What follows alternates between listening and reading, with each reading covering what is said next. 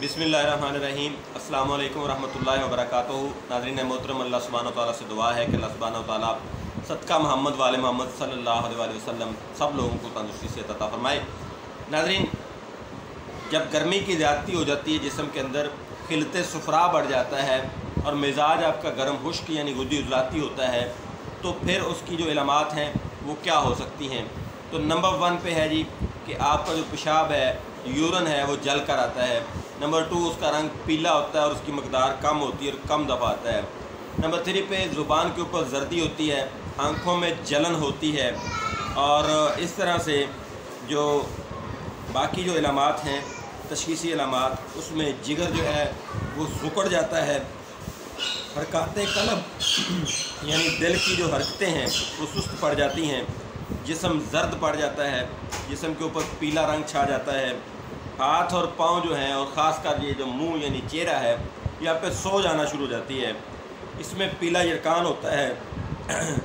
ये तशख़ीसी इलामात हैं। अब आते हैं कि अमराज़ कौन कौन सी इसमें होती हैं और नब्ज़ जो है वो कहाँ पे होती है। नब्ज़ दरमियान में होती है और ये इसमें 3 पोरों तक 4 पोरों तक नब्ज़ होती है, लेकिन ये दरमियान में होती है। इसमें नब्ज़ के साथ साथ बाकी जो चीज़ें हैं उनको भी मद्देनज़र रखना पड़ेगा। अब वो क्या है जो मैं बता चुका हूँ तशख़ीसी इलामात में। अब इमराज़ इसमें क्या होती हैं। सबसे पहले पीला यरकान होना, इस्तिस्का होना, जिस्म में पानी पड़ना, हाथों और पाँव का जलना, हलक, सीना और गले और आंतों और पेशाब में जलन का महसूस होना, बार बार प्यास लगना, खूनी पेचिश होना,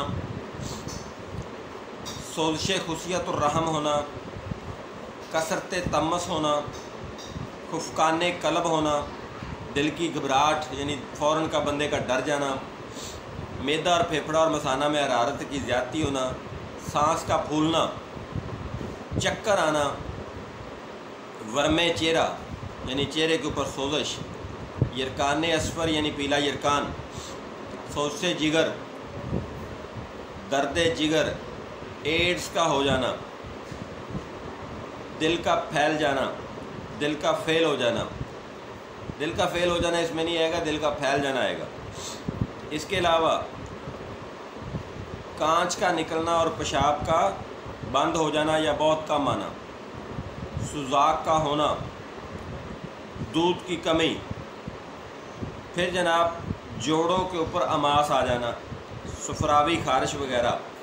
तो ये वो सारी चीज़ें हैं जो कि गुद्दी उजलाती यानी सुफरा की ज़्यादती की वजह से पैदा होती हैं। तो इनका जो इलाज है वो नज़रिया मुफरद अज़ा कहता है गुद्दी असाबी। तो मैं इसका इलाज इस तरह से करता हूँ जी। गुद्दी असाबी एक हिस्सा, असाबी उजलाती एक हिस्सा और असाबी गुद्दी एक हिस्सा, ये आप तीनों दवाइयाँ इस्तेमाल करें तो इंशाअल्लाह यानी आपने 3 नंबर और 4 नंबर इसके ऊपर एक ही दवाई से आप फ़ायदा उठा सकते हैं।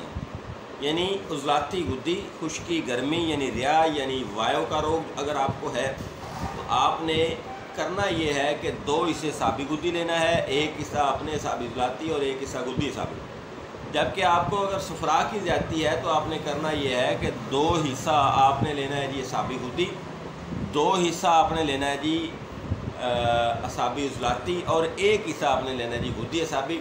सिर्फ यहाँ पे थोड़ी सी उसकी वैल्यू को चेंज करना है, बाकी सेम चीज़ों को इस्तेमाल करके आप उससे मरीज़ जो है उसको जल्द से जल्द सेहतमंद कर सकते हैं। मुझे अपनी दुआओं में याद रखिएगा, अपना बहुत सारा ख्याल रखिएगा। चैनल को लाइक और सब्सक्राइब कीजिएगा, वीडियोज़ को आगे शेयर कीजिएगा। फ़ी अमान अल्लाह, अल्लाह हाफ़िज़, अस्सलाम वालेकुम।